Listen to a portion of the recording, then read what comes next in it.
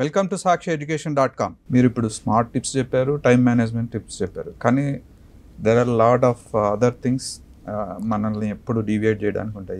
ఇప్పుడు ఇంకా ఎక్కువైపోయాయి, లైక్ సోషల్ మీడియా కానీ, ఓటీటీ, ఇన్స్టాగ్రామ్, ఇవన్నీ. వీటన్నిటి నుంచి ఎలా మనం వీటి డైవర్షన్ అవ్వకుండా మన ప్లాన్ ఎలా ఫాలో అవ్వాలి? అంటే ఇందులో కూడా స్మార్ట్ వర్క్ అనేది ఉంటుందండి. ఇప్పుడు సోషల్ మీడియా అనే పదంలో పాజిటివ్స్ ఉంటాయి, నెగిటివ్స్ ఉంటాయి.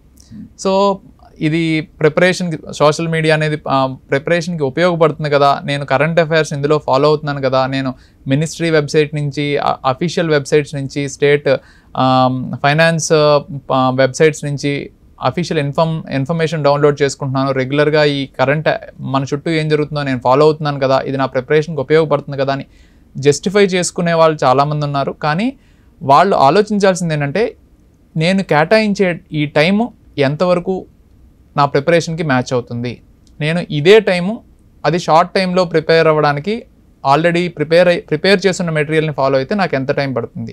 సో ఈ రెండింటిని కంపేర్ చేసుకోవాలి ఒక ఆస్పెక్ట్ అయితే.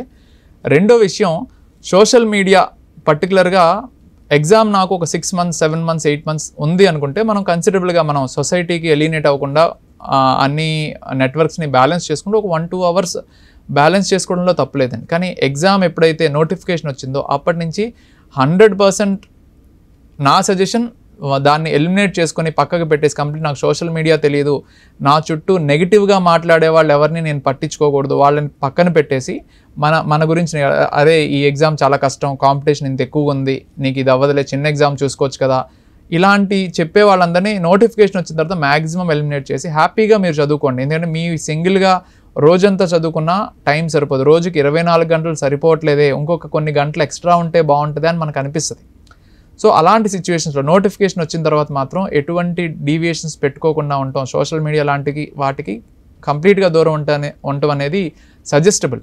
బట్ నోటిఫికేషన్ ఇంకా రాలేదు, టైం ఉంది, రోజు కన్సిడరబుల్ అవర్స్ మనం చదువుతున్నాం అన్నప్పుడు ఈ సోషల్ మీడియా ఫాలో అవుతూ దాని నుంచి కూడా పాజిటివ్గా తీసుకోవడం అనేది మనం ఆపలేం కూడా.